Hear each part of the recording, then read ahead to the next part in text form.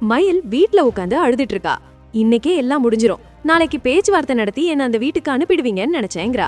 அதுக்கு பாக்கியம், நம்ம அந்த குடும்பத்தை ரொம்ப குறைச்சு மதிப்பிட்டோம், ஆனா அவங்க இவ்ளோ தூரம் எல்லா ஆதாரத்தையும் கொண்டு வருவாங்கன்னு நினைக்கலங்கிறா. அப்ப மாணிக்கம் எதுக்கு நகையெல்லாம் கேட்டிருக்கன்னு விசாரிக்கிறான். அதுக்கு பாக்கியம், கேஸ் நடத்துறதுக்கு பணம் வேணாமா, அதுல 7 பவுன் தங்கம், அதோட எல்லா நகையும் அங்க இருக்கிறதும் சரியில்லை, அது நமக்கு எதிராத்தான் அமையும்னு சொல்றா.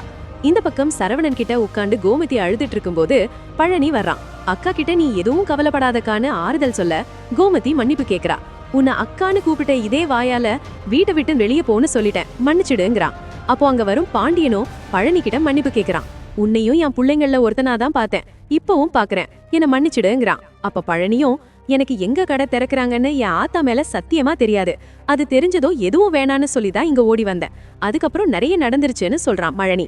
பாண்டியனும் அதையெல்லாம் கேட்டுவிட்டு, என்ன மன்னிச்சிடுறா, உன் நல்ல மனசுக்கு நீ எப்பவும் நல்லா இருப்பேங்கிறான்.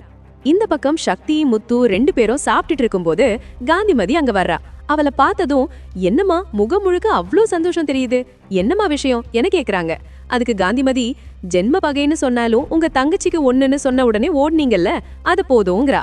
அதுக்கு முத்து, என்ன இருந்தாலும் எங்க தங்கச்சி கோமதி, ராஜி இந்த வீட்டு வாரிசு, அவங்கள ஜெயிலுக்கு அனுப்பும் போது எப்படி பார்த்துட்டு சும்மா இருக்க முடியும், அதுக்குன்னு பகையெல்லாம் தீந்து போச்சுன்னு அர்த்தம் இல்லங்கிறான்.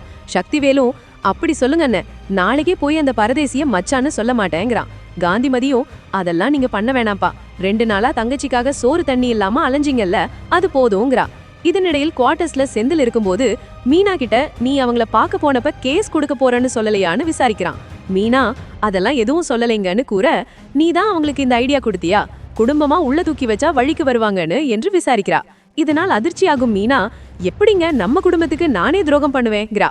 இதனை அடுத்து செந்தில், நம்ம குடும்பம் என்னவாக போகுதுன்னு தெரியல, சீக்கிரமே இந்த பிரச்சனை முடியணும், டைவர்ஸ் மட்டும் கிடைச்சா நானே என் அண்ணனுக்கு வேற பொண்ணை பார்த்து கல்யாணம் பண்ணி வைப்பேங்கிறான்.